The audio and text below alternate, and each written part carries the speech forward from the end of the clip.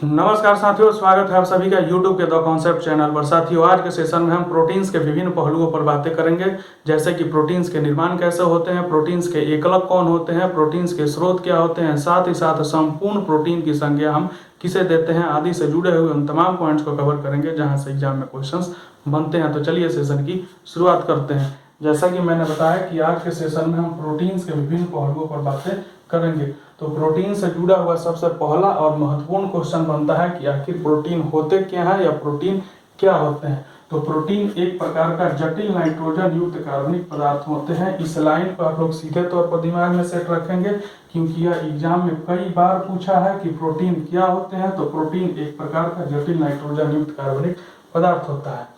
अब अमीनो अम्ल ही प्रोटीन के एकलक या यूं कहें कि यूनिट होते हैं। तो प्रकृति में 500 प्रकार के अमीनो अम्ल पाए जाते हैं। इस 500 प्रकार के अमीनो अम्ल में सिर्फ 20 प्रकार के ही अमीनो अम्ल पेप्टाइड बंधों द्वारा आपस में बंधने के कारण इस प्रोटीन का निर्माण करते हैं। और इस 20 प्रकार के अमीनो अम्ल में सिर्फ 11 प्रकार के अमीनो अम्ल को ही हम लोग अनिवार्य अमीनो अम्ल कहते हैं, और शेष जो 9 प्रकार के अमीनो अम्ल बच जाते हैं उसे हम लोग अनिवार्य अमीनो अम्ल कहते हैं।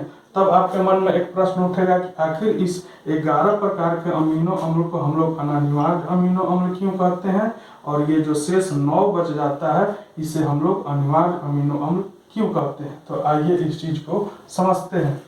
तो ये जो 20 प्रकार का अमीनो अम्ल है, इसमें से 11 प्रकार का जो अमीनो अम्ल है उसकी प्राप्ति मानव शरीर को भोजन के साथ साथ मानव शरीर की कोशिकाओं द्वारा निर्मित होने के कारण प्राप्त हो जाती है।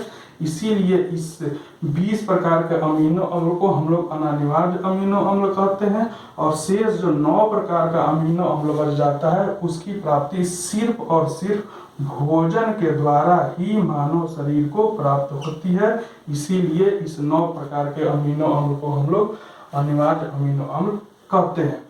अब अगर प्रोटीन की स्रोत की बात करें तो प्रोटीन्स के 2 प्रकार के स्रोत होते हैं, जंतु स्रोत और पादप स्रोत। और जंतु स्रोत के तहत आपको आ जाते हैं अंडा, मांस, मछली, दूध, साथ ही साथ पनीर आपको प्रोटीन के जंतु स्रोत के तहत आते हैं। और प्रोटीन के अगर पादप स्रोत की बात करें तो चना आ जाते हैं, मटर आ जाते हैं, मूंग आ जाते हैं, सोयाबीन आ जाते हैं और राजमा आ जाते हैं। ये सभी प्रोटीन्स के पादप स्रोत के तहत आते हैं। अब संपूर्ण प्रोटीन की बात करें कि आखिर वे कौन से खाद्य पदार्थ है जिसे हम लोग संपूर्ण प्रोटीन की संज्ञा देते हैं, तो पादप स्रोत जो है प्रोटीन का उसमें से एक सोयाबीन हो जाता है।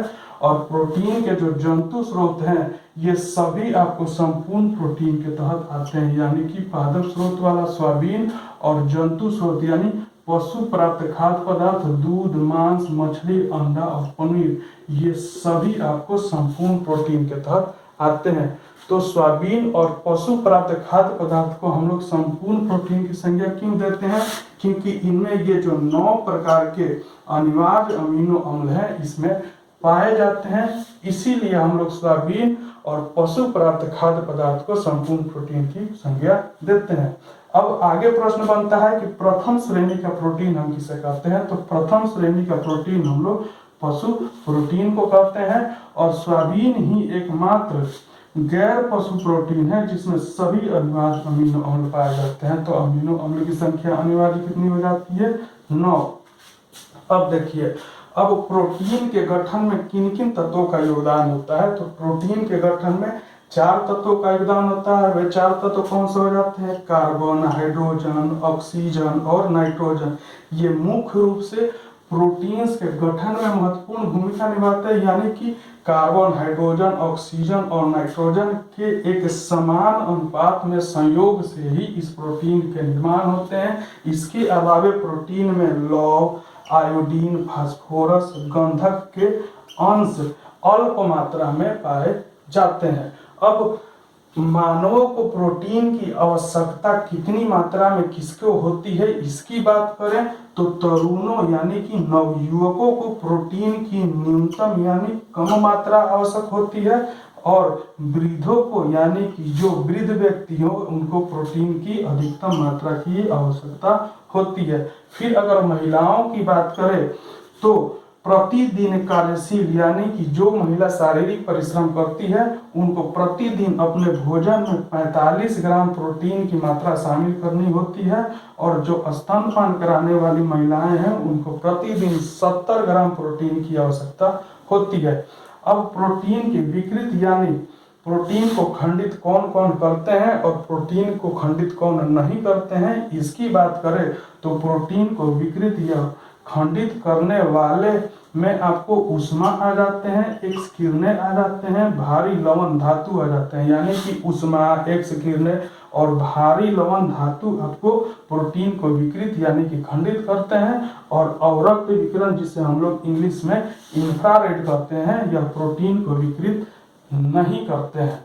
साथ ही साथ आपको रक्त, हड्डियों, त्वचा और मांसपेशी के कोशिकाओं के निर्माण में भी यही प्रोटीन महत्वपूर्ण भूमिका निभाता है। यानी कि कोई व्यक्ति या कोई लड़का अगर दुबला पतला कमजोर या शारीरिक रूप से जो व्यक्ति दुर्बल होता है, वह व्यक्ति अगर प्रतिदिन अपने भोजन में प्रोटीन के जंतु स्रोत का प्रयोग करता है या प्रोटीन का जो पादप स्रोत है जिसके तहत आपको सोयाबीन आता है, इसकी एक निश्चित मात्रा अगर भोजन में शामिल करता है तो व्यक्ति आने वाले समय में एक अच्छे स्वास्थ्य का मालिक या यूं कहें कि मोटा और ताजा हो सकता है। साथ ही साथ अगर बात करें कि आपको महिलाओं में स्पेशली प्रतिदिन कितनी प्रोटीन की आवश्यकता होती है, तो 45 ग्राम होती है। तो साथियों आज के सेशन में बस इतना ही, फिर अगले सेशन में मिलेंगे एक नए टॉपिक के साथ। तब तक के लिए जय हिंद, वंदे मातरम।